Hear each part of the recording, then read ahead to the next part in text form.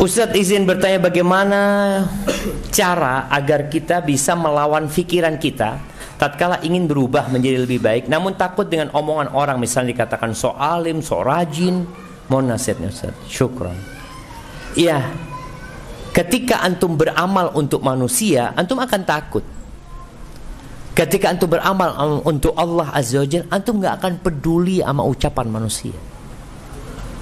Maka niatkan dalam hatimu berubah untuk siapa? Untuk Allah Azza wa Jalla. Makanya Nabi SAW mengatakan dalam hadis innamal a'malu binniyat, beliau memberikan contoh apa?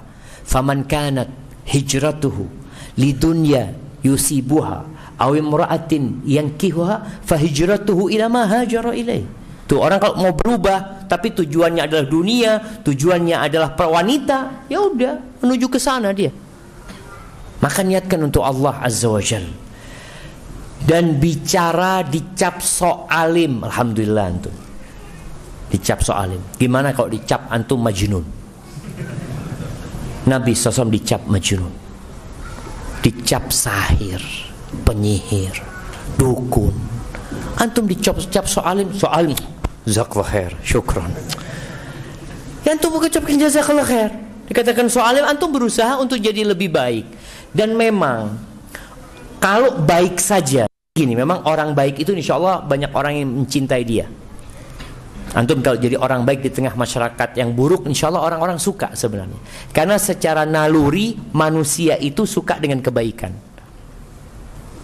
Wa nafsi wa ma sawaha fa alhamaha fujuraha wa taqwaha. Jadi orang itu tahu ini nggak baik, dia nggak nyaman dengan keburukan itu. Kalau melihat ada yang baik, dia suka sebenarnya. Tapi jangan antum memperbaiki orang lain. Kalau antum memperbaiki orang lain, antum jadi majnun, jadi penyihir. Dan itulah tugas para nabi. Bukan baik untuk dirinya, tapi baik untuk dirinya lalu memperbaiki orang lain. Maka Allah katakan, wal asri innal insana lafi khusrin illal ladzina amanu wa amilus shalihat. Kalau antum beriman dan beramal soleh, orang pada suka sama antum. Tapi nggak cukup ternyata itu. Antum harus naik satu tingkatan lagi. Wa tawasau bil haq. Antum perlu memperbaiki orang lain. Ketika itu antum akan dicap, ya tadi sok alim, sok pinter, sok paling bener kayak gitu. Tapi sabar, wa tawasau bis sabr. Jadi hendaklah antum berusaha untuk naik tingkatannya, selain baik di dirinya, memperbaiki orang lain.